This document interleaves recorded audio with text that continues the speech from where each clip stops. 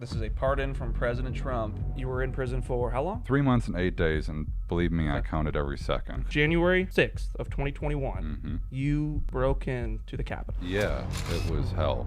I lived in hell for a long time. This stuff you're going to share, you've never talked about I've before. never talked about it before. So all this, was stored inside of me for a long time. And you can imagine that's a heavy thing to carry.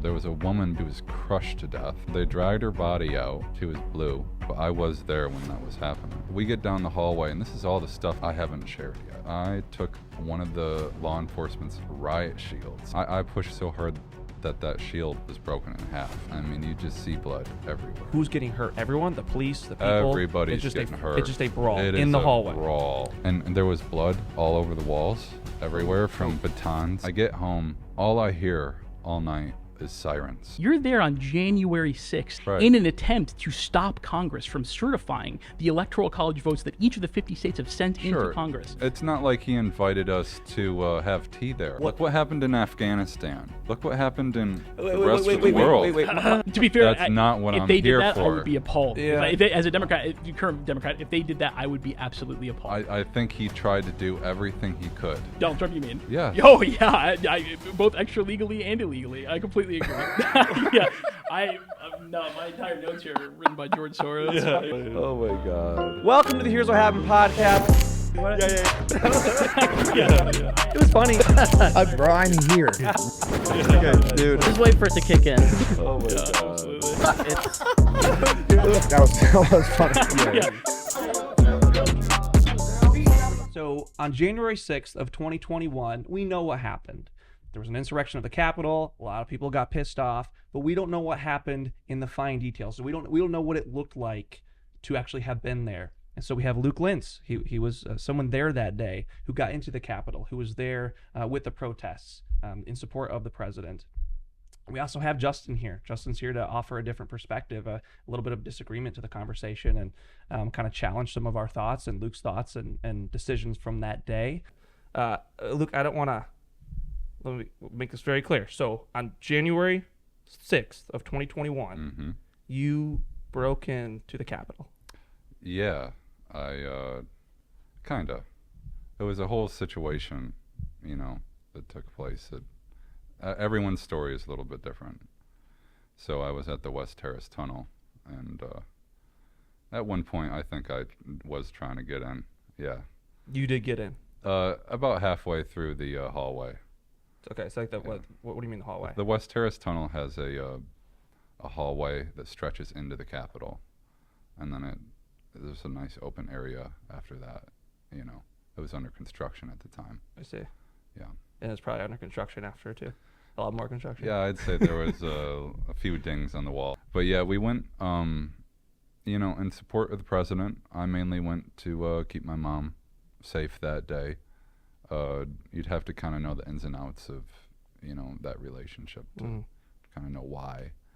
But I'm glad I went to keep her safe because that's what ended up needing to happen. But in your head, you were there for keep your mom safe, but to support President Trump. To support him doing what? What do you think your mom was going originally? So she was there to, protest the election, and the irregularities that were talked about were enough to get a lot of people involved, and the beliefs around them. Yeah. The other thing that probably tipped the scales was the censorship campaign that the FBI was a part of. That's part of the reason I was so pissed off.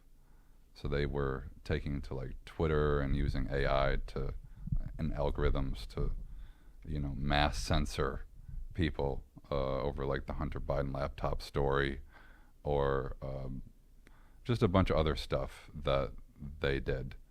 And that was part of the reason why I got involved. The other part was, later on you see someone getting horribly mangled by a baton, like I did. You want to protect them. I mean, even for me, I would go out of my way to protect people I didn't know. Quick pause. Thank you so much for listening on YouTube. Unfortunately, this is going to have to be my last episode ever. if you do not subscribe. Seriously, it is the best thing by far that you can do to support me, because if you're not subscribing, then my channel isn't growing and then I can't keep doing this. So please take a quick second, flip your phone, click the subscribe button, click the like button, and then flip back and enjoy the rest of the episode. Thank you for listening. This is the way I was back then. Well, like, what were these people doing to get mangled? I know, right? You think about all that after, but like you see what's happening to them in the moment, and it's like, I just need to stop this. Right. But is it like you see someone pushing and fighting cops, and then they get beat up, and you're like, I gotta protect them? Or Probably a mix of everything, and then some people getting hurt for no reason. Oh. So you said you were there in support of the president. In support of Yes. what? In support of him delaying the election, and in support of just his presidency? The intent from, I believe, his perspective was to send the votes back to the states. Now, there's some stuff going on with that I think I read in some of your notes. Oh yeah, we'll get into that at some point. I'm sure. Anyways, there's a whole bunch of stuff with that, but no, The other part of it was people were really pissed off about the COVID lockdowns. People were pissed off. I mean, think about the government, man, and try not to get angry. Sure. And then when everybody had the opportunity to do something together, About way just more. Don't touch the mic. So it was about more than just the election. It was more everything government in general. You just wanted to be there, and then when things got heated, it wasn't just the election was stolen, or this or that. It was this whole umbrella of things that's kind of fueling this fire to push you guys forward. Mm-hmm. I'd say there was almost like a spiritual thing that happened there. Okay. It was very powerful, but total chaos. But I kind of want to like lead up to yeah. So we listened to the president, and there was some funny moments. But there was some really nefarious stuff going on beforehand that I watched happen. Before the president was done speaking, there was a huge group of people that were over by the ellipse that ran towards the Capitol way beforehand. And it wasn't until later where I got to see the footage where I actually saw what these people did. And most of them took down the barricades. They took down the fencing. And by the time we got there, we didn't even know we were trespassing. Just being on the lawn where we were, trespassing. Right. All of us. Right. Every one of them. How many people are actually there moving forward? Like, when you... There's a lot of numbers thrown around. I'd say between 50 and 100,000 people, somewhere in there. In the entire event? The entire... I'd say what so. was it called? The Save America... There was a lot more into the back that I didn't see, what, but 100,000? What? It's estimated somewhere between 70 and 100,000 people. That's entire people that showed up for Trump's rally. yeah. Okay. And there That was are at the Capitol premise, just to clarify. Okay. Yeah. Oh, okay. Oh, like within the Capitol grounds. When I say premise, I mean the grounds. As you're kind of alluding to, there's a section, but yeah, not to interfere with your side of the story yet, but that is that is accurate. It's 100,000-ish. Around high end is 100,000. Yeah. It's a lot of people. And, It was a lot of people. It is. and some of them were there, and I think some of them were nefarious, trying to get us in trouble. Because, as the speech was over, all this other stuff was going on that I talked about. I didn't even know. None of this. I'm just sharing my perspective, my two eyes, and what they saw. Along the way, I did get to meet Jacob Chansley, the horned headdress guy. I walked up to him and I was like, he wasn't wearing a shirt, and it was cold that day. I was like, dude, why aren't you wearing a shirt? And he's like, shirts aren't for real men. And is that horn hat for? It's like a very particular attire. Yeah, I was gonna offer to buy a sweater for him. Did you? No, because he didn't. He was too much of a man. I guess so. Yeah. You said that you had there were so many people in front of you, and you couldn't even see getting into the Capitol. Like, you saw there was all these people, and we've seen some of these clips of people ripping through these barricades. Yeah. How far back were you? Were you way thousands back. of people back? There was so many people back. Yeah. by the time I got there, like I said, all the barricades, some of them were in a pile, and I did see some of them, and some of them I walked over when I got there. But me and my mom got separated in the crowd. I was kind of like going forward, and then I'd go and search for her and come back and see how she's doing. But I ended up getting separated, started doing my own thing. Thought she was okay. I wish I just would have stayed with her because she really did need me, but hindsight is 2020, right? You were moving. And I'm going up to the Capitol, and all this stuff is going on. It is just smoke in the air. I couldn't tell really what was going on. Like, is there a fire that started? It was like CS gas. I was gonna say it was gas, right? Yeah, Like, it was gas. yeah. So there's no fire because you see the pictures and there's smoke and Yeah. There was But no fire. Was It was no just fire. It looked like it to me. Was like it the tear gas or was it? It was a mix of like a bunch of things. Just so you know. Yeah, it was a mixture of tear Yeah. gas and different crowd Yeah. control things. They had, yeah. So But you didn't know at the time, so you thought, is No. there fires? You just saw. I was just like, what the Yeah, hell is yeah. going on with the Capitol? Yeah. Like, this is the Capitol. So I had never been before. So I'm making my way up, and you could barely get up to where the front of the place was. But I climbed some scaffolding and made my way around, and So you got to that point where you're doing something. So you didn't know when you were in the field, you didn't know it was illegal because they're already broken down and you didn't know you're trespassing. But at some point you went from just walking around, you didn't know you're trespassing, to I'm obviously illegally climbing up whatever. So like at what point were you like, we're doing this? not until what happened with the law enforcement did I ever think that I was doing anything, a little questionable. Okay. So, and we'll get to that. Sure. But what happened was, and I remember it like, watching a movie, because I struggled with PTSD for a long time, and I've managed to deal with a lot. You don't anymore? I don't think I do. Yeah. So what happened was I embellished the moment a little bit, and took him an American flag and like waved it in front of the Capitol, with my hands, and it was a good time.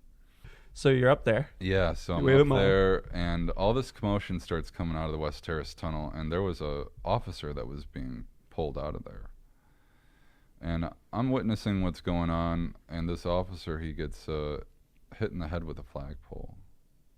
And I start screaming at the crowd. I'm like, no, don't do that. That's not okay. What do you mean? They grabbed a flagpole and They hit him, or grabbed it a fell on him? flagpole while he was being surfed up above people, like surfed out of the terrace tunnel, and they smashed his head with a flagpole. He was being surfed. Yeah, like at a rock concert. So like they had grabbed this. They had security guard grabbed and they this. were. Yes. Yeah. So did you go get in? I wanted to see what was happening.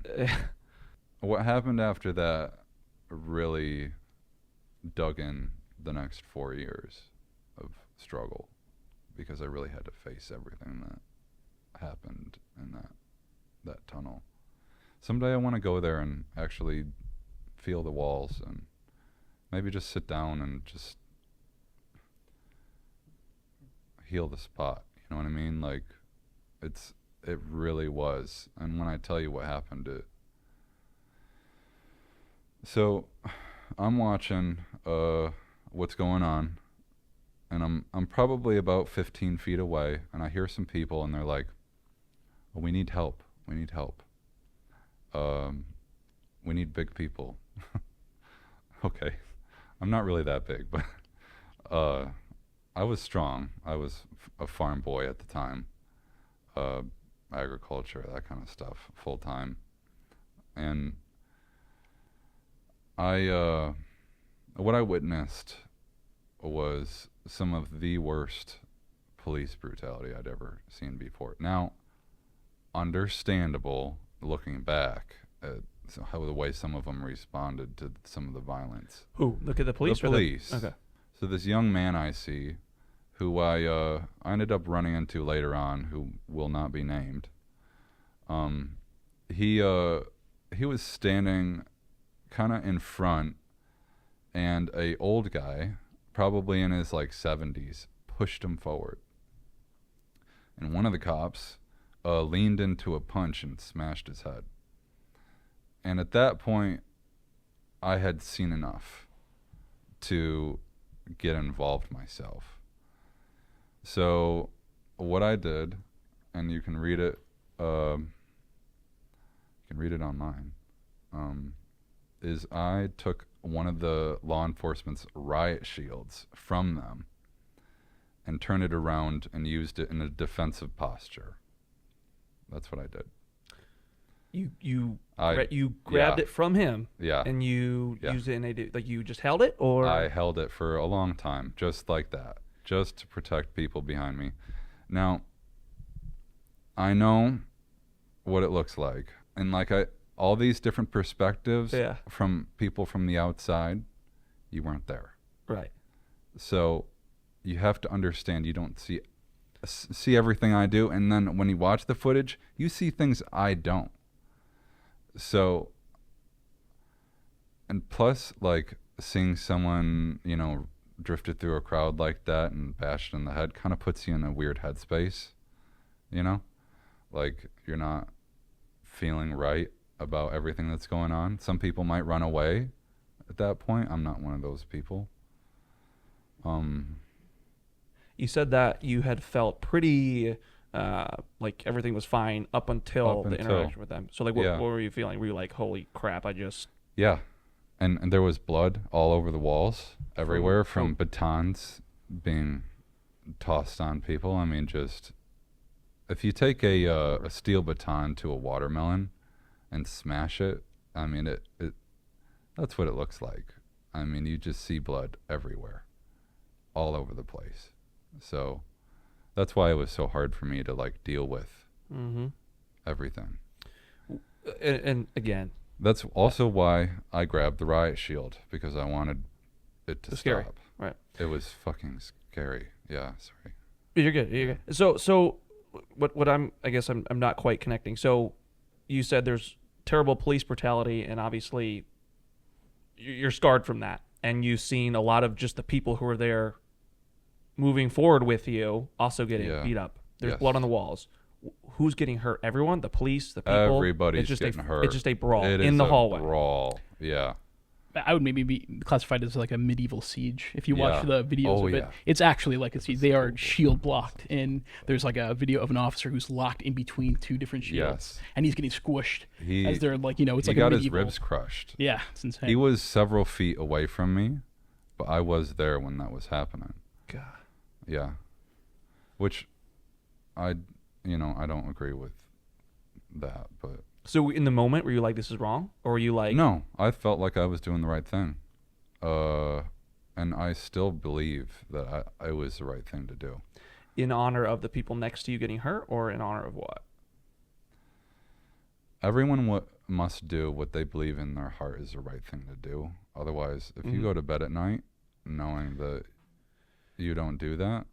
Yeah. I completely agree. I couldn't agree more. My question is, though... I understand you believed it was right. Why in your heart did you believe the right thing to do is be here, moving forward, helping this mob hurt these police officers, hurt these security guards? When there's blood everywhere, you just took someone's shield. Why in your heart did you feel like this is what's going to help me sleep tonight, is doing the right thing here? So it was basically everything that they had done to us and me. The government. I see. So at that point, when they started engaging us like that, then it became something more. Like, we're going to show you why you don't want to do this to us. We're going to make it so you stop. And we did for a while. We did. And if you watch the footage, we got like halfway down the hallway. And we could have gone further, but there was a couple opportunities where I hate to even call them that. A couple instances where, I saw some guys on the ground that I could have just fully taken advantage of the situation, and I left them alone, and I backed off, and I told people to leave them alone. So I don't know what you saw rioters on the ground. No, officers. Like, you could have done what? I could I could have done all kinds of stuff to people on the ground. They're helpless. You could do all kinds of things. Pull them out with everyone else behind you. I mean, yeah, that's. You're talking about a very violent situation, and everyone is amped up. Okay, Yeah. This isn't me anymore. Just so you know, I'm not like this. Right. Yeah. So we get in just there. before we get too, I'm sorry. Go ahead. I apologize. Are you said you felt this was the right thing to do, and you explained Yeah. why. To this day, looking back in that particular moment, do you still feel like I did the right thing there, or is that changed? I mean, I wouldn't change anything, but You'd still be there if you had the chance. yeah, I would still be there. I'd probably do things a lot better, though. You know, I'm much more peaceful. What in is the better? way. So your friends next to you are getting hurt Encourage in the people blood. to just not be violent. What's the point? It doesn't help us. It doesn't help them. So you might start. It's not. Yeah. Yeah, absolutely, 110%. So, you kind of see that nature coming out of me in some of the story. Like you'll see me like, tell people to move back or get off the office. Like there is that nature in me already, but like it wasn't as established as much. But do you want to get back to the Yeah. moment? Yeah. Okay. Absolutely. So let's just kind of go through it every step of the way. So that happens with the kid, right? And then I grab the riot shield. A whole bunch of other people do the same thing. And we're standing there. And then we get down the hallway, and this is all the stuff I haven't shared yet. Up until this point, I have shared. This stuff, I haven't shared yet. So this stuff you're going to share, you've never talked about I've before. never talked about it before. Oh, exciting. Yeah. I'm thrilled. Edge of my seat. So, I was a part of encouraging people along, which you can imagine telling that to a judge would be very incriminating. Mm-hmm. So I was yelling, push. I was, trying to get in at this point. It Mhm. became something else at the moment. It became about freedom. It became about our rights being stepped on. It became about fighting against this police brutality. It came about, like, all this other stuff in the moment. That's what it became about. And it became about a lot of other things for a lot of other people too. But Mhm. I'm up there and I'm telling people what to do in some instances. And there was some moments where people's lives were on the line. I mentioned what happened with the law enforcement officers, but sparing life is different than saving it, right? So if there was one moment, because there's two sets of doors. There's one kind of more towards the outside, and then there's one deeper in. Well, the deeper in one goes towards them, the hallway, and not out. So what happened was they tried to close the doors, and I was one of the only ones, actually I was the only one that shoved a riot shield in there. And the only reason why I did at the time was because I saw people screaming on the other side for their life. In my head, I'm thinking, I have to do something. So in these moments, you have split seconds, sometimes even less than that, to respond and react. So I did, and there was a guy that I saved that got pushed in with the police and kind of sandwiched between the door. Thank God he was a skinny guy,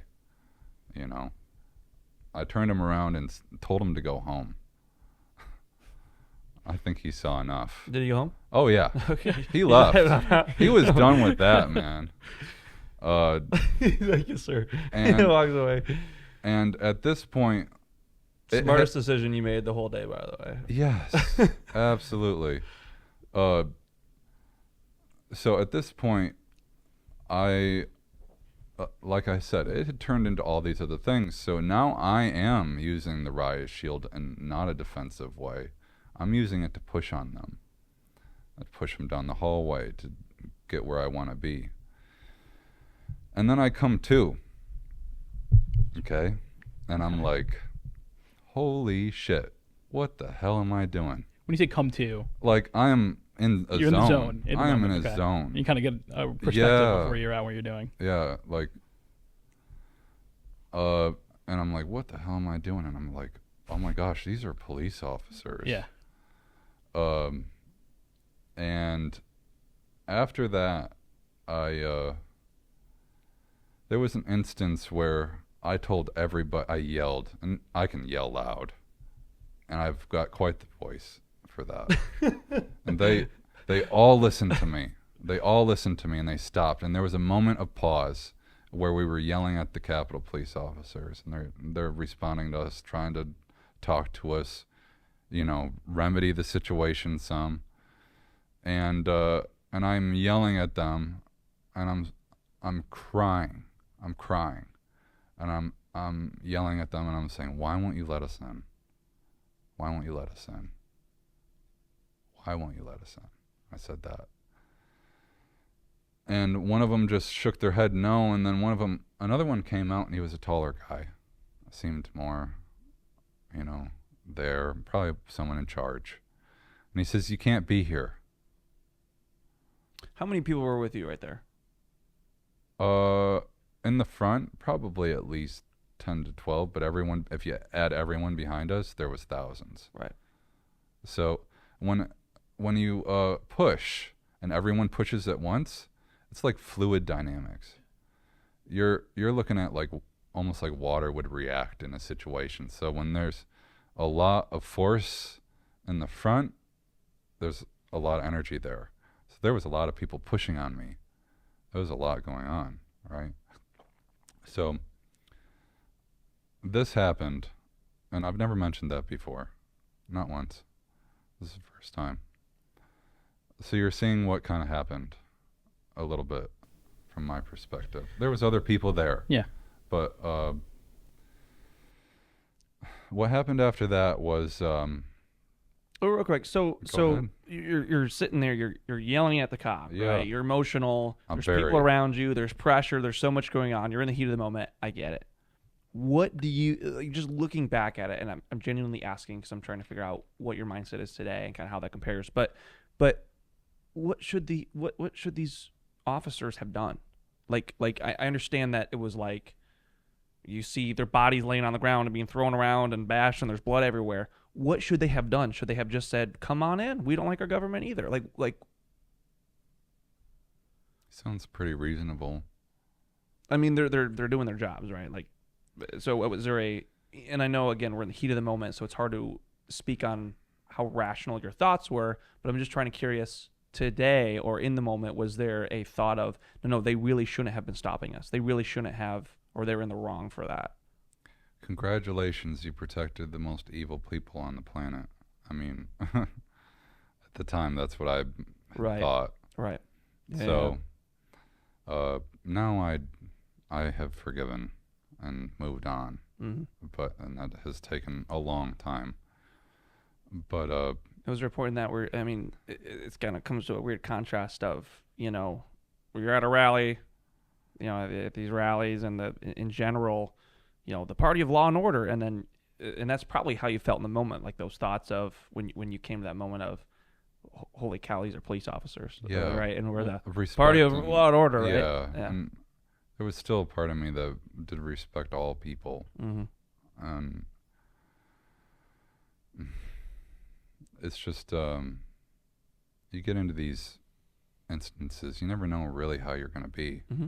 especially when you don't know yourself all the way yet.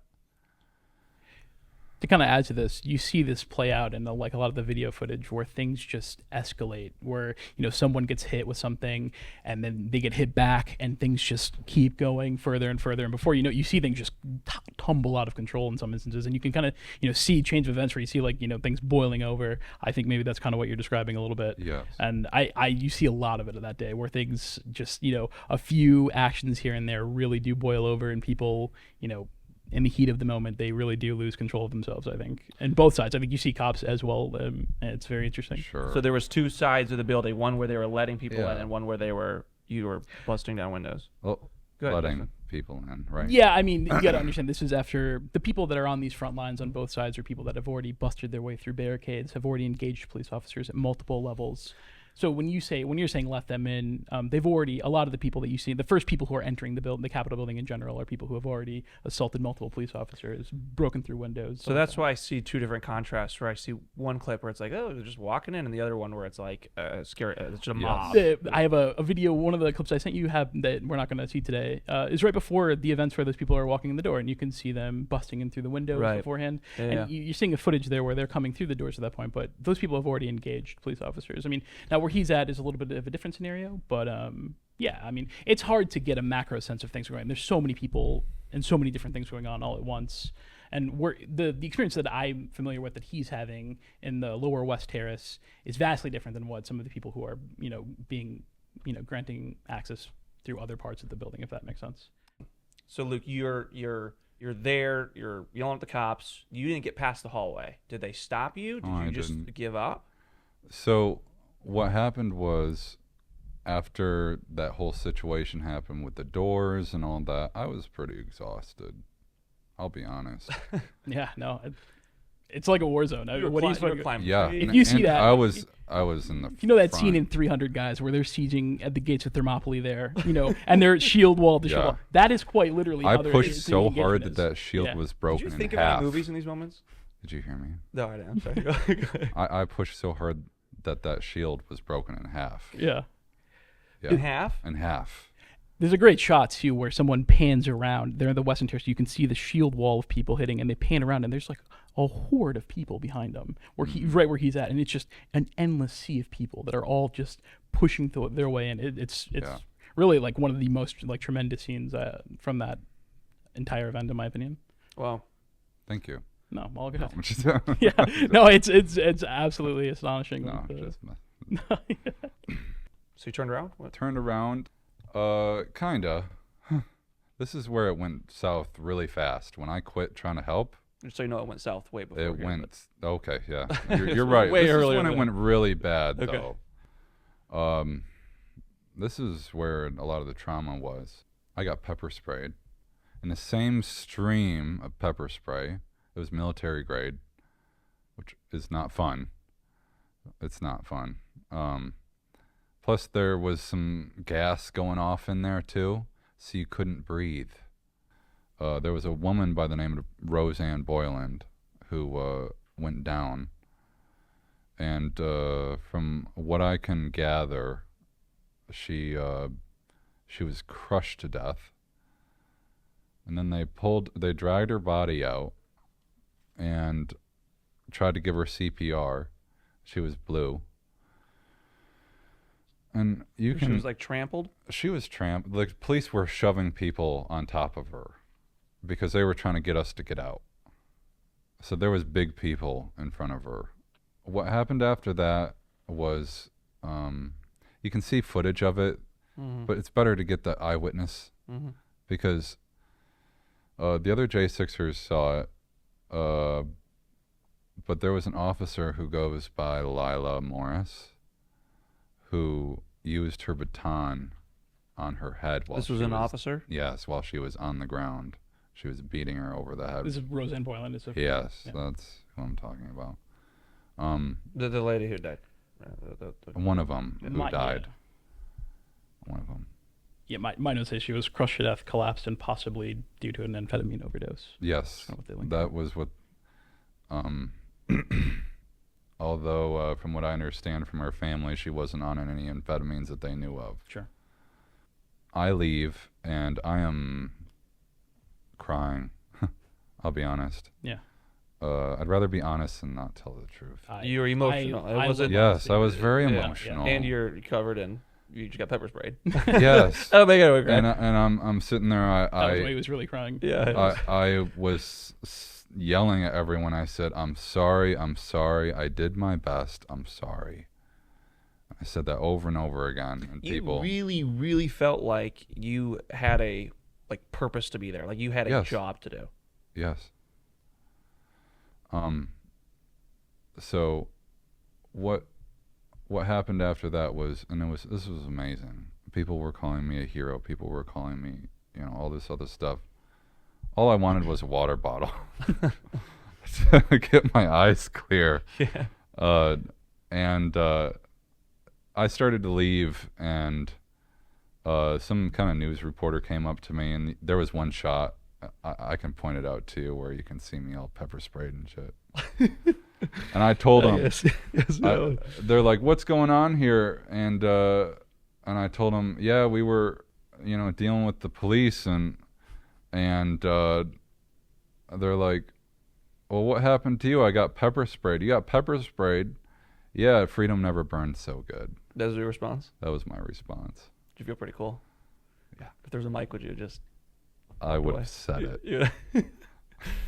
All right. So you had your moment. You had your shining moment. You Right. said your line. You did your interview. You went and found your mom. I left, and my mom was not on the bus.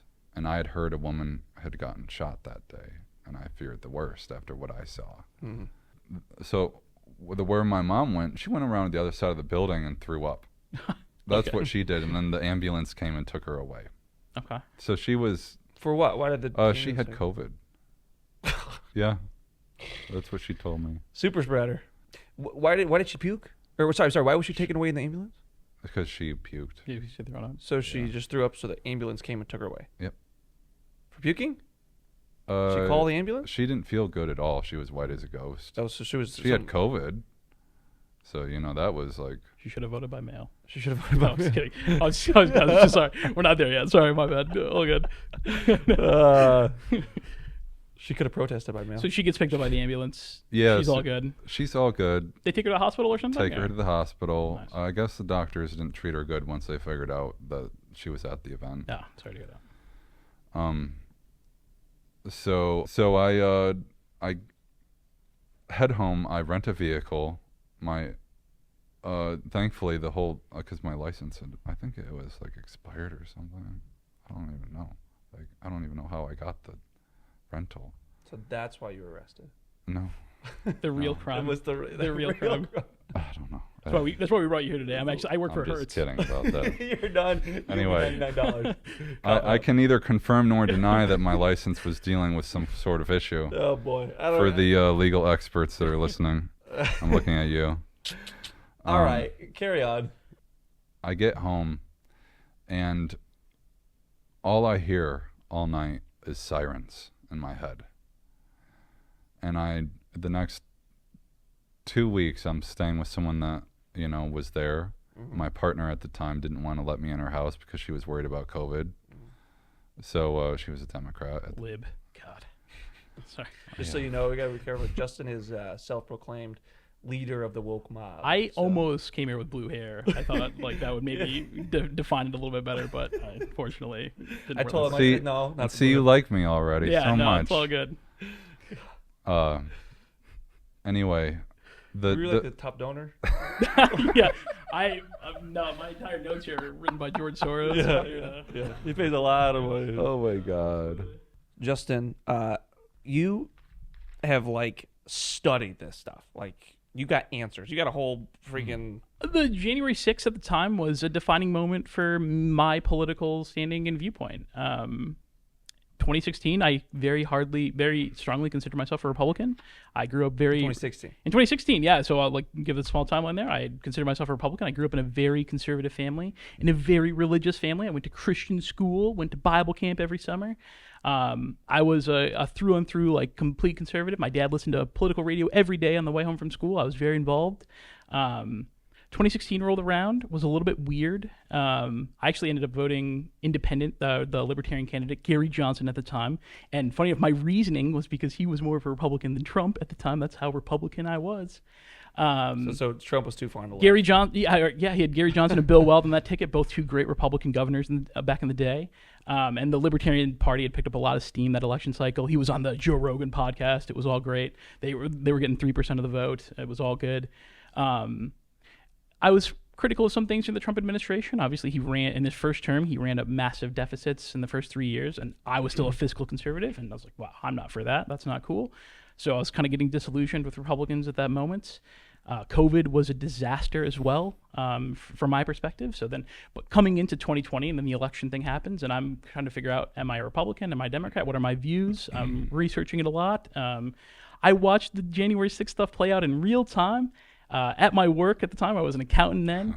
I worked with two very big Republicans, two huge Trump supporters, and we were watching it in the office play out live. I hadn't followed the call for January 6th. In the days leading up to, my dad had kind of mentioned it to me in passing, and I thought it was just going to be another day. The certification was going to happen, no big deal.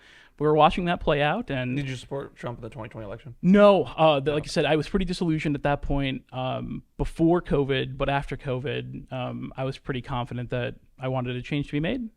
Voted for Joe Biden pretty proudly, and that was the first time I've ever voted Democrat. And then watching the 2020 election play out was watching that entire... You voted like 4 times? Yeah, voted at least 4 times. Tried to find as many ballot boxes as possible. But watching, the thing is, it was January 6th, but it was also the events leading up before January 6th that the entire election scandal in general, and just got me very disillusioned. So you went from like, I don't like watching that, like, watching the event play out, I became very, very anti-Trump very, very quickly for what happens on January 6th. And so, yes, as a result of that, I studied it up and down. I wanted to make sure my opinions were justified, my perspective was informed. And I think it is one of the issues that people get the most wrong or have the smallest amount of understanding of. Very depressingly so. I bring up half the stuff that happens on January 6th to the average voter, both Democrat and Republican. Most of them have no idea the things that are going on in the background, the entire effort to overturn that election result, and they know nothing about it. And for me, it's just one of the most sour parts of American history in my lifetime, at least. So yes, I do put a lot of effort in studying it. I think it's very cool. And just obviously why you're here, right? That is why you're my Wikipedia sitting next to me, which we don't trust Wikipedia, so take that. Okay, let me. But no. So great. I didn't mute this mic, by the way. Did you mute it? Oh, good, perfect. We're good. I think you accidentally unmuted it. Damn it. Yeah, you're good. All right. So we're gonna cut all that. So great. Yeah. No. So with that information, later on we'll just kind of when we're done with storytelling, kind of give you the opportunity to challenge Luke on some of his positions while you're there, and you guys can have dialogue for sure. Kind of go back and forth a little bit. But Luke, we'll kind of hop back into where you were. Yeah. So you're home. It's been weeks, right? And so now, what happened? Are you panicking every time someone knocks on the door? Yeah, pretty much. I dealt with nightmares for the first 2 weeks, horrible nightmares, and I couldn't stop hearing sirens in my head for like 5 days. That night, that's all you heard. So I went to bed after all that. Anyway, the energy of being hunted by your government. Did you know you were? I could feel it So intuitively. There's no part of you, or was there a part of you that thought, I might get away with this? No. So you knew it was coming? I knew that there was a day. There was going to be... I didn't wear a mask. I wasn't prepared to do anything that I did. That's why your mom had COVID. Damn it. She didn't wear one either. They probably didn't even 6 feet distance. I know, I saw them shoulder to shoulder. I was just kidding. I can show you pictures. Go ahead. You didn't wear a mask. So you're thinking about all this stuff. You're laying in bed thinking about cameras, there's videos. This is where I was. Yeah, and I also felt like still I didn't do anything wrong. To be hunted for something you believe that you didn't do anything wrong in is its own kind of gravy, you know. And I don't mean that in a good way. Like, but the darkness can teach you things when you're dealing with it. It serves a purpose. You know what I mean? Like, the bad stuff that happens to us. Yeah. Well, what I mean, in this particular situation. Yeah. So all that darkness that I dealt with, the PTSD, all the evil, the being hunted, all that feeling.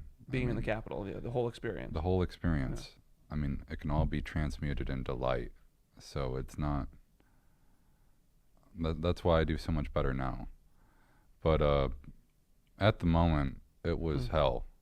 I lived in hell for a long time. And plus, I couldn't talk to anyone about it. My partner, I didn't even tell the people that I was with everything that happened because I was worried that they would tell on me. I couldn't talk about it with a counselor. So all this, like, was stored inside of me for a long time. And you can imagine that's a heavy thing to carry. And plus, you know, it put a bad taste in your mouth, and it wasn't my intent. Yeah. And to capitalize on that more, so when you say you put a bad taste in justice, a huge part of the country, right? So you think more than half of the country hates you, right? Like when you think in that moment, they are all like, this They was... do. Maybe more. I mean, Republican too. Right. Some of them were in the system as government officials too, and they felt like their life was in danger. So it puts a lot out there, especially when it happens there. So what happened later on was, you know, you ended up seeing a lot of other countries having their own January 6th, you know, in a way. And that kind of happened. You saw that in the news. I don't know if you remember some of the things that happened. Not specifically, but like with the election of Macron and there's, you know, I mean, like there were a lot of there's a lot at stake politically in a lot of places where people are getting pretty amped up. I think that's fair to say. I feel like whatever happens in the United States kind of like ripples. Oh yeah, absolutely. I got caught by posting a picture of me and my mom at the Lincoln Memorial. Were they looking for you? Have they been looking Oh for you? yeah, they were looking for me. The process, they had like tons of photos and videos of everyone there, and they're identifying people as like Piece by unknown piece. 1, unknown 2, and they're looking for any evidence to they're piecing the puzzle together. Figure They're out who's working, there. It was So my you- hat. Yeah. Your hat. Was it really? Yeah. Jeez. They come knocking on your door? What happened? They come a knocking. Yeah. 2 FBI agents just knocking at my door. Hey, how you doing? Like, I'm sorry, I'm gonna get my license reactivated. I'm Right. driving. I swear. Well, they the rental wanted car to was come in in. It perfect was condition. it was very Returned cold. with gas. It was very cold, and they were shivering outside. And I told them they couldn't come in. When But they I would. knocked, you knew this is. Oh yeah, I knew. Right. I knew that was it. Mm-hmm. But I went into their vehicle and talked to them. Handcuffs me, brings me all the way down to the U.S. Marshal office down in Grand Rapids, and I had shorts and a T-shirt on. I had just got done picking strawberries, and there was tons of them sitting in my car. I was going to sell them to a local smoothie shop. And that never ended up happening. They ended up souring in the should car. Damn it. Yeah. The financial loss that day. That I felt that. Was that one the worst more part than of that day? anything. Yeah. Because it was so many strawberries. So when you think The about that day, the strawberries didn't do anything, man. Like, Yeah, leave them alone. You couldn't. But You could at when you least think about hate that 'em. day, is that what you think about is the freaking strawberries? So they get me in a cell over at the U.S. Marshal office because they got me in leg chains at this point too, and arms. Damn. You know the part in the Superman Man of Steel where he's walking in the chains? It felt like that. Yeah. It really did. Yeah. So did you just break them like he does? Just. No. Oh, okay. I mean, Did you have maybe tape in on? my head, you know. The judge I got was the best one, Trevor McFadden, and I thank him from the bottom of my heart for only giving me 8 months. So he It could have been up to what? Oh, it could have been like, with all the charges they were gonna. I took a plea deal. With all the charges they were looking at thrown on me, I was looking at 20 years. What were your charges? 231 civil disorder is felony, and then they wanted to grab me on the violent assault. They wanted to throw all this other extra stuff in. And you were convicted for? 231 civil disorder. like So I guilty, pled yeah. to the felony, which was the best case scenario for me at the time, because I had went and blabbed my mouth on X, talking in front of thousands of people already about what happened. Right. And I was trying to wake up people to bring in a community to help. That's my attempt. And it worked. Yeah. It worked. This is a success story. I mean, I got the certificate here It's hard to argue with that. to prove it. You win. Yeah. You win. I And he won. made $100. Okay, let me take a gander. Yeah, So go this is ahead. from the president. This is from the president's office. I mean, he signed it the first day that This is a pardon. yeah, certificate of pardon. Yeah. Where do you want this, Josh? This is a pardon from President Trump from what day? It's January 21st when he signed it. I moved your It's okay. certificate around. Yeah, it's fine. January 27th, It's not 2025. included in there. Was pardoned by the presidential proclamation 2025. It became Does it say your, established January 27th, but as soon as he signed it, it has a process of like becoming law and everything, but or not becoming law, but like actually being, brought into the world. This pardon applies only to the convictions. Oh, dude, you got screwed. Only to the convictions for offenses related to the Better hope events that Biden doesn't occurred. win again, buddy. Right. That's why I'm For smart the about offenses related to the events that things. occurred at or near I'll the see you United in States 2028, pal. No. Capitol on January 6th, 2021. So they still got you for that driver's license. Right. Well, the reason No So mention of the listen, rental I car. thought Listen, it was a do we victory know? story. the reason why the driver's license thing happened was because they had shut down all the Secretary of State stuff for COVID, Oh, yeah. so I couldn't even go in. Yeah. But I think maybe you could do stuff online. I didn't know about any of it. Is it true that if you're wearing a MAGA hat when you get pulled over, they'll let you go? I've never tried it. You keep one. I keep one of my. Usually I just tell them I'm a J6er and they just leave me alone. Are you kidding? No, You're not kidding. I'm not. Really? So if we pull that card to just, hey, by the way, I I've pulled it Hey, by in the way, prison. Yeah, man. I beat up your friends. Oh, you're Yeah. cool. Is that how it goes? Ah, the city cops. City cops. Listen, as Rookies. soon as okay, this is like jumping part of the story, Here you but go. like as soon as I got to prison after all the stuff, the first guard that met me would have shook my hand. But they were in chains.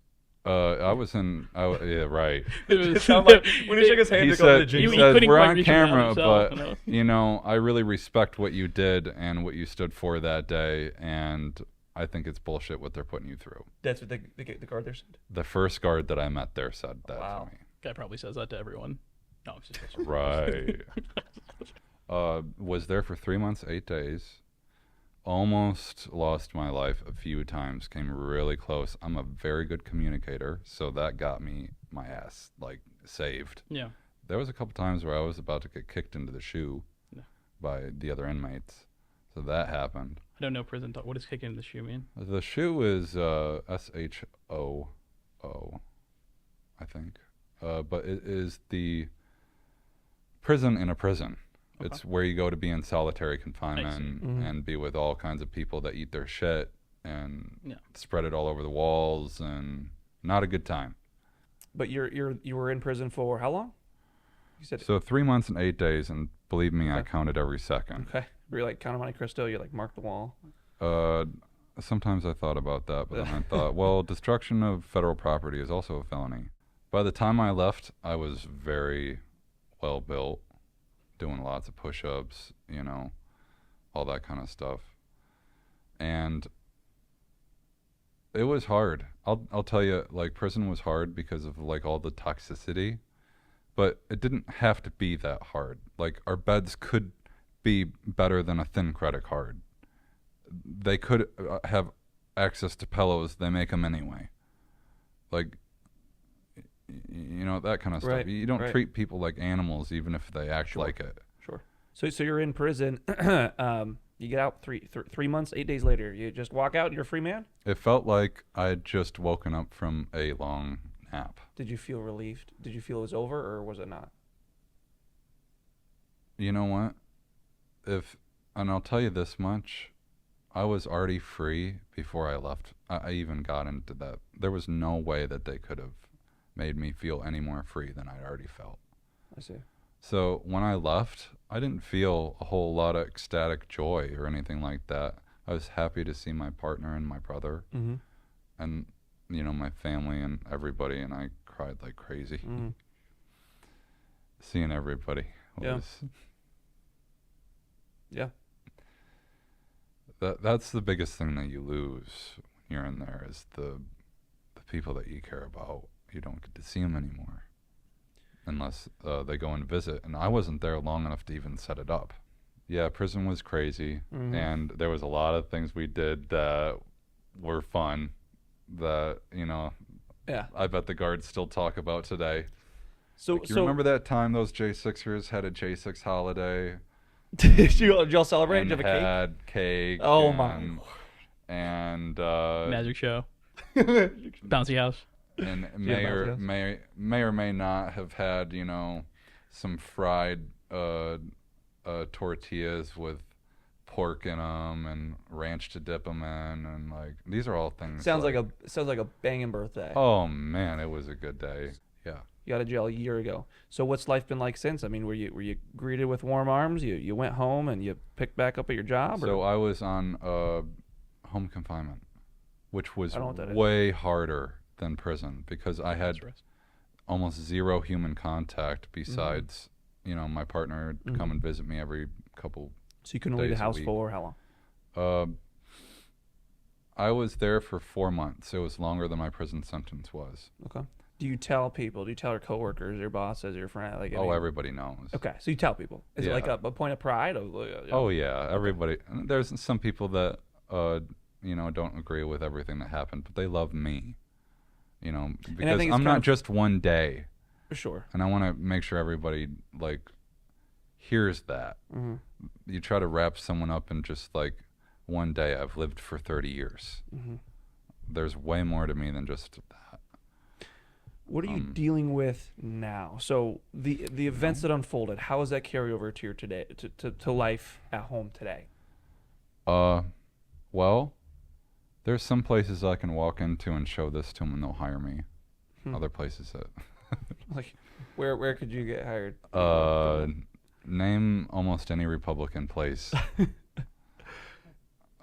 It's not a cult though, guys. It's all good. Just perfectly. Just a bunch of like-minded individual. I mean, when you look back, everything you've been through, that moment in the hallway and everything you saw, Yeah. if you had to go back, if you would I- had to change something other than you know, Yeah. saying, "Hey, let's go that way," would you have gone that day? Would you have? I only do what I see my higher self doing.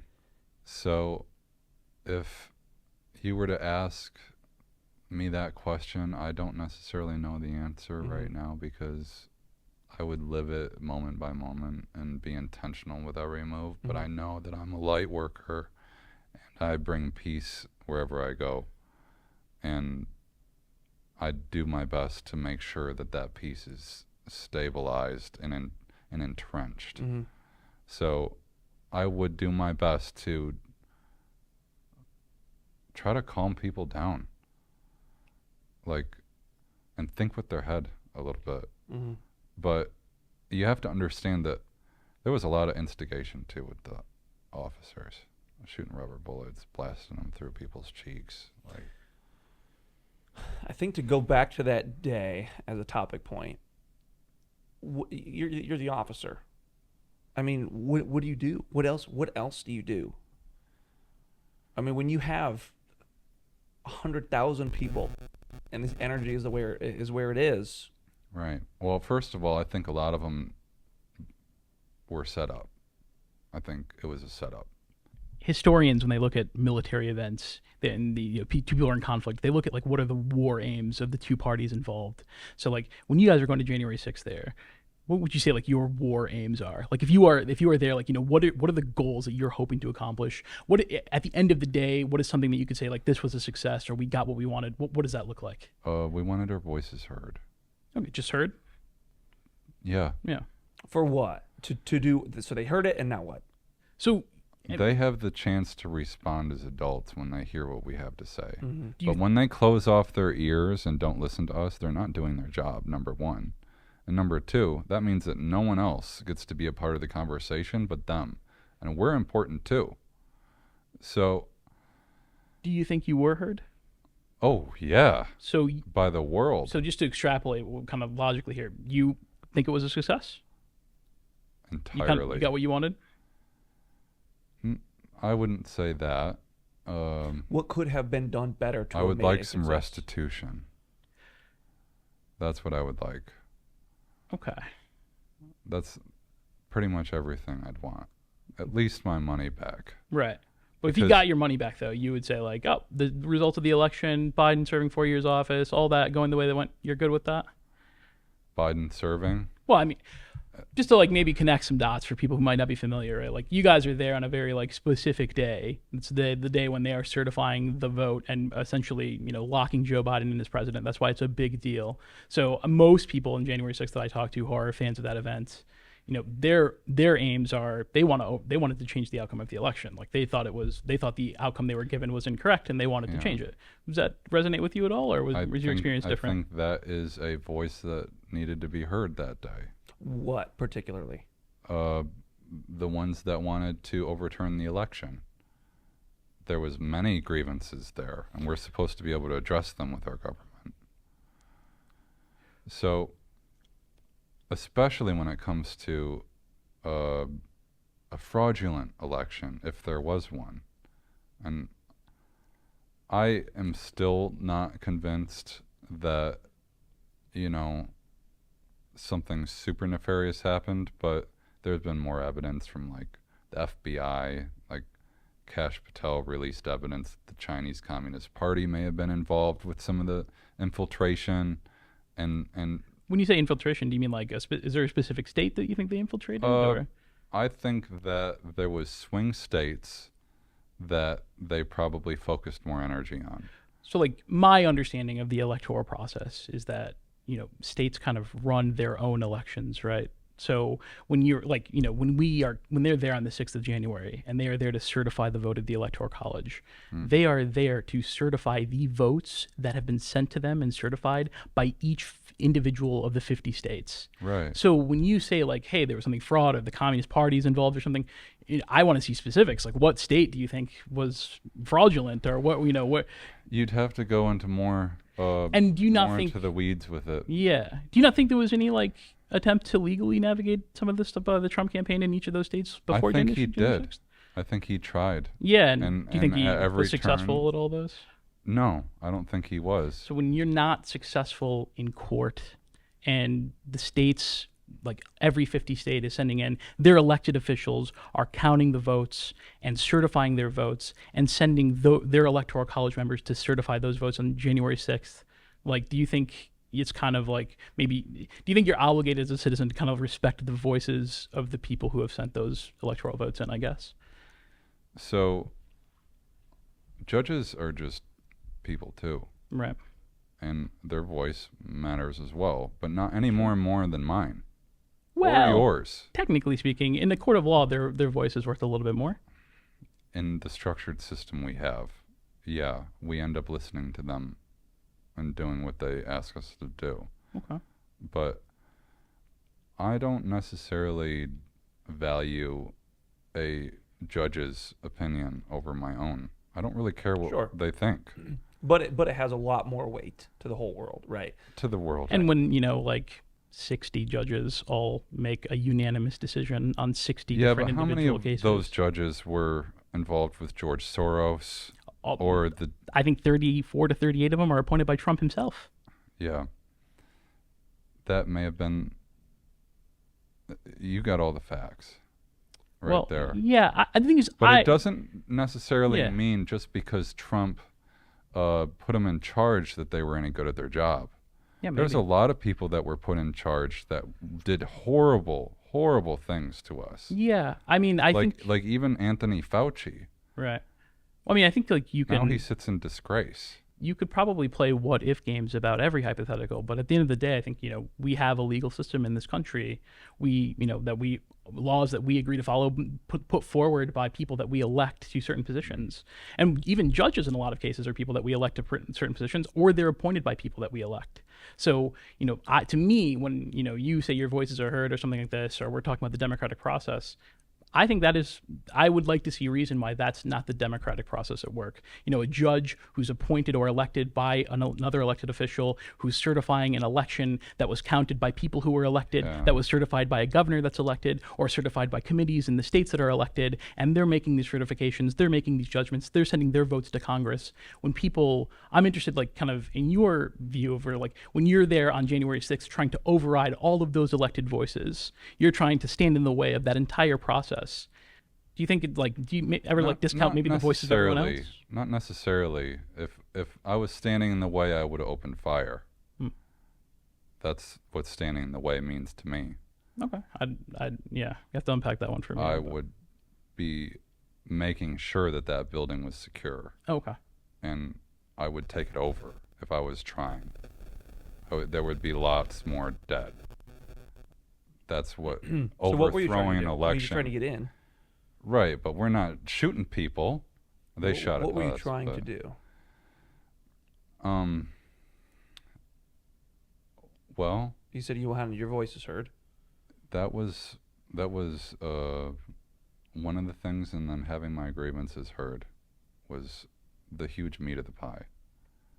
And those two things, protecting freedom and our freedom of speech, is more important to me than anything else. Mm-hmm. Our freedom of speech is not guaranteed. Mm-hmm. And when the FBI goes out of their way to censor us online, either indirectly or directly, I don't give a shit. But That kind of behavior the is actions gone. that day, right? Like they don't They don't do that anymore.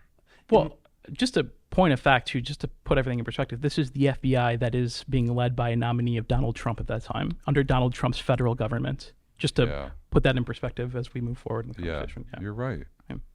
I don't know. Do you have something? No, yeah. So I'm not quite correlating. Trump has a very bad reputation of having a very poor vetting process. Yeah. And I will give you that 110%. He needs to do a lot more to make sure that people are properly vetted, because there is so much bullshit that gets through. So something that's interesting to me, there's a British political commentator that I listen to. He has this really interesting saying where he doesn't listen to. No, I do. God, You got him. he's the LBC guy. I can't remember his name. James O'Brien is his name. But he talks about this with Brexit a lot, where he has a contempt for the con men, but sympathy for the conned in that instance. So that's kind of an interesting approach where I kind of look at January 6th, because something that's interesting to me is I feel like most people who are motivated enough to go to the Capitol building, fly from hundreds or 1,000 miles away to come to the Capitol building to protest. I mean, even if it was just protesting, but to come listen to a speech and protest over, that kind of process, I think it's probably safe to say that a lot of them are thoroughly convinced in this instance that the election wasn't legitimate, or there was some kind of fraud that had happened. Yeah. This is always an interesting thing for me, because when I look at why they think this, or why, the things they cite or the things that motivate them, so much of it comes back to the actions and the behavior of President Trump in the months and weeks leading up to that event. I'd say that he's at the time he was probably 40% ego. Yeah. And 60% in the right path. Yeah. And I'd say maybe he's 35%. I think a lot of now. I think a lot of people give him a lot of credibility when they look at the claims he was making about something like election fraud or mail-in ballots. But yeah, I always find that very interesting, because when I look at this person's personal history, I see just a complete habit or history of just fraudulently claiming that every election that's in question for him is being rigged, or illegitimate. In 2016, I will never forget, one of the reasons that I did not vote for him in the 2016 election was he lost the Iowa caucus to Ted Cruz, and one of the first, and he accused Ted Cruz of rigging the Iowa caucus in 2016. Ted Cruz is a dirtbag. He accused him of rigging it with no evidence. And then it got even worse as the kind of primary system was playing out. He accused the RNC bosses of kind of rigging the superdelegates against him and how that entire process was going to work. He thought that was just, went on whole rants on national news multiple times, claiming that process was going to be rigged. In the 2016 election, even, he made several claims that there was going to be mail-in voter fraud there, and there was going to be tons of fraud, and it was going to be an illegitimate election then as well. Obviously, he won that. He was very convinced. No, of the he was election actually fraud. Insanely convinced. Something that's really interesting. And that's part of the pie too. Yeah. But well, so if something that's fascinating to me. Yeah, he even in his first term as president, in 2017, after he was elected, he even put together a presidential advisory commission on election integrity. He referred to it as the Voter Fraud Commission. And it requested a ton of invasive state voter information and stuff like this. Ended up finding nothing. They ended up getting sued by several states for illegally trying to acquire information. And then he just disbanded the organization. They never found any evidence of voter fraud. It seems like all those claims he made in 2016 about how it was going to be rigged, he could never find any evidence of backing that up.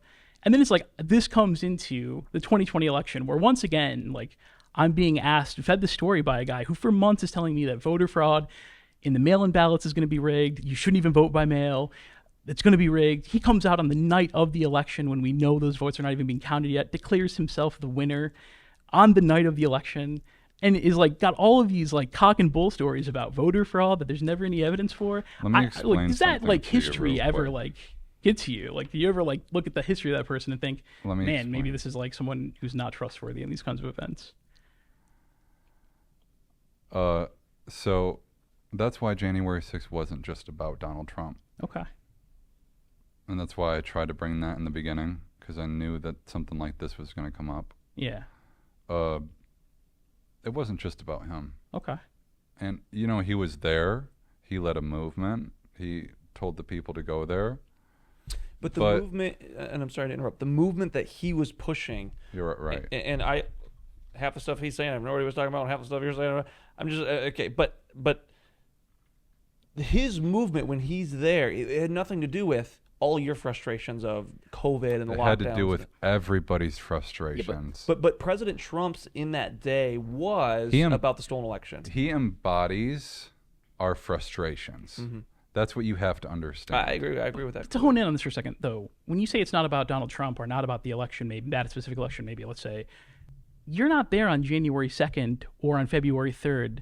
You're there on January 6th. That is a specific day. That's a very important day. That is the day where Congress is certifying the election. That he hosts this event in an attempt to stop Congress from certifying the Electoral College votes that each of the 50 states have sent into Congress. It was about that you're there for that day. That's for him. That's not for the election. It wasn't just that. Okay. People aren't cookie cutter.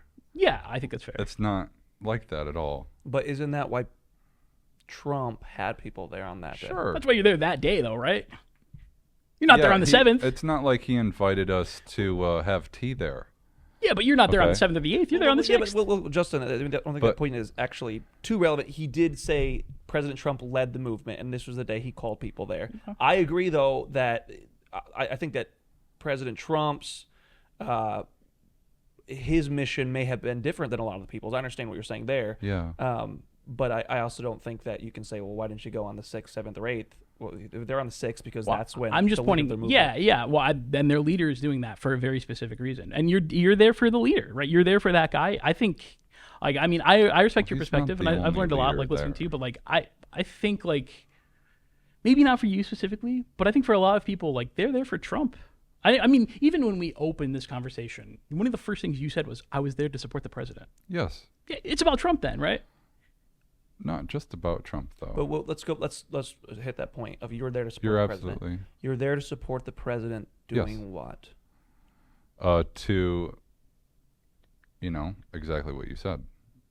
Send the vote back to the states, challenge the election, all that So stuff. it was challenge the election. You were there to support the president challenging It's, the election. it's not just that, though. Right. It's, But that was a huge part of why you went. Yes, of Right. course. Right. Yeah. You're asking what's the point of the question? Of Well, course, I'm assume- there for that. Yeah. So, Justin, I have a question for you. Yeah. I'm indifferent. I have no idea what happened in the 2020 election. I have no idea. Most people don't. I- 99% I of hear what people you're saying. are right in your I hear spot. the energy behind what you're saying. I understand what brought you there that day. Yeah. And Justin, do you think that? I mean, Luke's mom. They went to this event to support the president pushing further legal action or whatever that might be to bring them back to the states. Can you sympathize or can you understand why they were there? I led with that like philosophy from James O'Brien. He deals with this in the context of Brexit because he's a very anti-Brexit person, and he was obviously disappointed how that vote turned out then. But it's the same thing here, where it is contempt for the con men, sympathy for the conned in that instance. And I think it is a tragedy, a criminal tragedy, in my opinion, that the leaders, people in leadership Republican positions, including the president of the United States, people who you should be able to trust, people who, when they tell you there's voter fraud, you should be able to think there's a legitimate reason for that, blatantly lied. And they had they've historically lied multiple times. And I think the first time they've done this multiple times, and they accumulated this entire event to happen specifically on the 6th of January because it's one of many tools that they were using to throw out slates of electoral college votes and make Trump the president again. There's an entire backstory that's happening with John Eastman and his lawyer. There's a bunch of things that are in play where they are legitimately trying to make an attempt to throw out electoral college votes, and they're trying to pressure Congress and pressure Mike Pence, and the crowds of January 6th are one of the many tools they're using to make that pressure. And so, yeah, when I see people like Luke or his mom, I mean, even if he doesn't agree with me or acknowledge this, like, I think most of those people are just fed a line of bullshit about tons of voter fraud that didn't happen, a legitimate election that wasn't real, and they're just there. And if you do believe it, of course you should be there. If you think the election is actually being stolen, I salute you for trying to be there. But you, unfortunately, like, those people lied to you and manipulated you, in my opinion, to get there.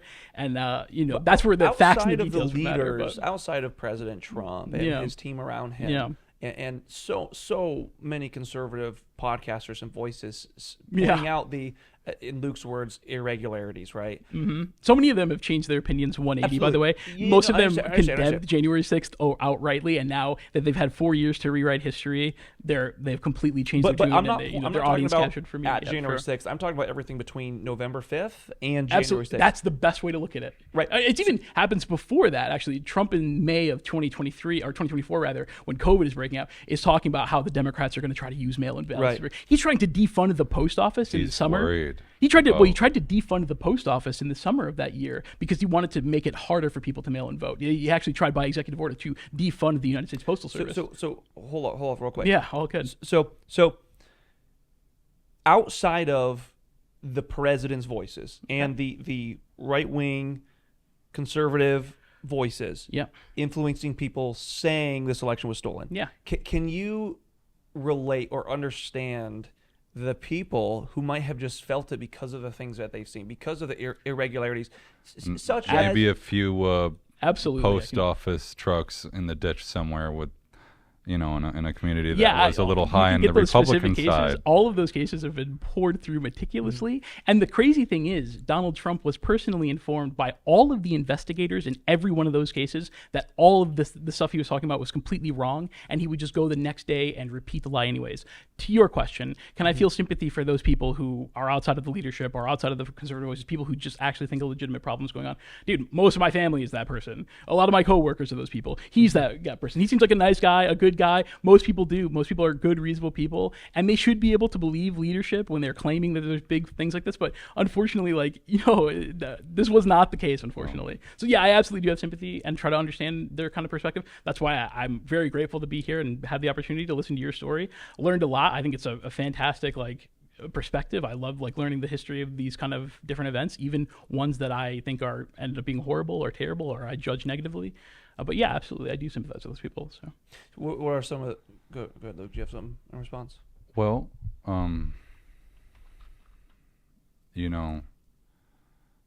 the initial perspective that we're all just pawns and he's the king, and he's playing us like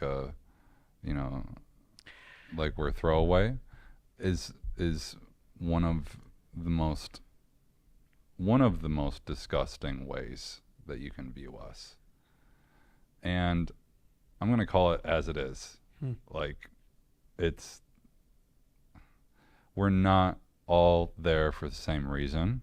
We're not all there and with importance towards what he says and everything. And honestly, like, I didn't even hear most of his speech because I was trying to keep my mom safe. Yeah. Which was like, I ended up listening to it later, and it was great. It was fine.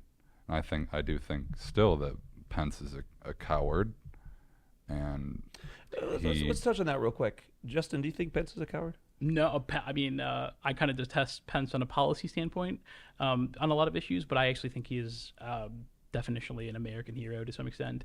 I think he had every incentive imaginable to commit a terrible action on January. That would have he did. That probably would have escalated things to. Obviously, I'm taking the other perspective on this, but he is very outright, where he is saying the president and his lawyers are repeatedly asking him in the weeks leading up to this and on the day of to throw out votes of the Electoral College. That was the plan that John Eastman had planned out. They were trying to get him to throw out certified Electoral College votes and accept. Not only were they trying to get them to throw out, they had sent in 7 different states. They had sent in teams of people to fake Electoral College votes, and they were trying to get Mike Pence to accept those fake uncertified slates of electors and make Trump the president. It's wild. Luke, why is he a coward? Why is Mike Pence a coward?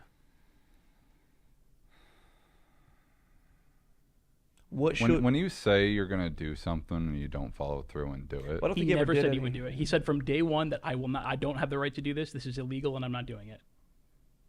I don't remember that. There's text messages that they have. The January 6th committee was the release where they showed the text messages exchanges he had with Mark Meadows, with Donald Trump, several different exchanges, and yeah, he put out social media posts as well in the weeks leading up to it. Good for him to sticking to his guns.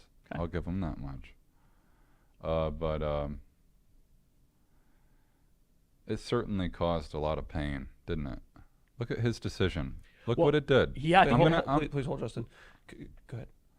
Look what it did.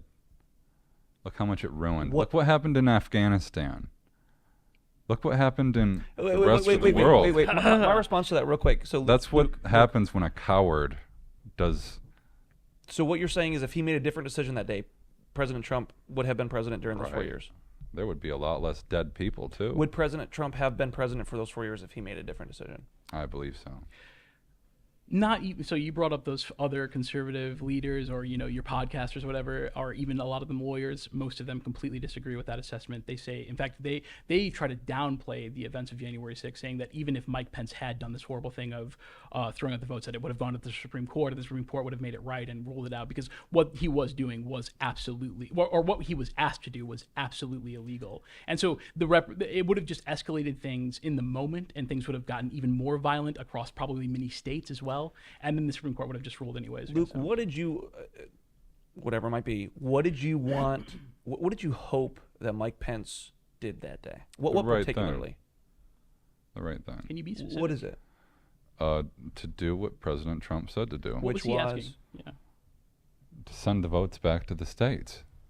And then for the states to do what with that? To recertify the election.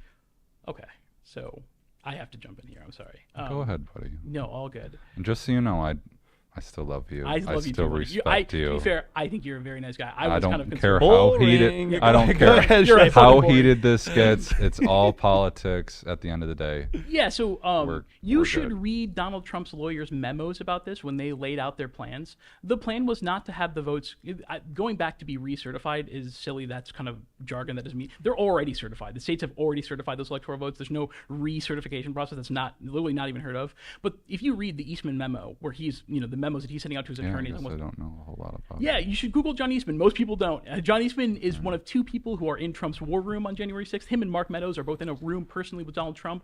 John Eastman is his lawyer. They've erected this plan where Mike Pence is. They need to create in 7 different states. They need to send alternative slates of electors. The way the electoral process works in the United States, my voice is getting kind of dry here, is that states certify electoral college votes. They're sent in, and Congress counts them. And Congress, when they, on January 6th, they're acknowledging that, hey, these are the votes that the state specifically sent to us, and we're going to count those and certify the election. Trump sends in fake teams of people in Michigan here. They tried to hide under the Capitol building for a weekend. In Pennsylvania, in Nevada, in New Mexico, they sent fake people to knowingly perjure themselves and lie about saying, hey, we're actually the electoral votes that were certified by the state. They weren't. And we're going to send these votes in, knowing that it was false, but just giving Pence some kind of excuse to throw out the ones he didn't like and make Trump the president. That was the plan. That's what they tried to do. Ronna McDaniel, the head of the RNC, orchestrated this with Ken Cheesebro. Here in the state of Michigan, they have to vote on a Tuesday, either a Monday or Tuesday, when they send their electoral votes in the end of December. They send a team of 7 people. Half of them bailed out, but they sent a team of people to hide in the state Capitol building through the weekend on that Friday night, so they could because in Michigan the law is the votes have to be sent from the state Capitol building, and they knew that the state police would not let them in on that Tuesday. That. Yeah, it's crazy. Nobody knows about Good it. to Imagine know. my personal hell when nobody knows any of the stuff. Very, very disappointing. But yeah, so Luke, do you think that Mike Pence thinks what he did is wrong? No. Okay, well, No, there you he go. doesn't. So, like you said earlier, right? Like, you think maybe some of the things that happened in the Capitol weren't right, but you believed in your heart you did the right thing. So you had, so you're not a coward for being in that Capitol. Can Even you if it was tell me that he knew what it was in his heart to do as the right thing? he swore an oath over the Bible that he would defend and protect the Constitution, and I believe. I don't know what the right thing to do is that day, okay? I think I have an idea of what I think it is. I don't have the answer, okay? Right? There could be things that I never heard about that gives the right answer in different legal ways that I don't know about. But I don't know Mike Pence. I just see what I see and hear what I hear. I believe Mike did what he thought was the right thing to do. I could be way wrong about that. He could have been paid $10 billion to do what he did. If that's true, then every man must do what's in his heart. So if Mike truly did what he thought was best to protect and defend the Constitution, like the oath he gave, you might take back your statement and say, if that's the case, he's not a coward. Of course. But you don't believe that. I still think that his decision Was wrong. But every person still needs to do that. Sure. What if the roles were reversed? What if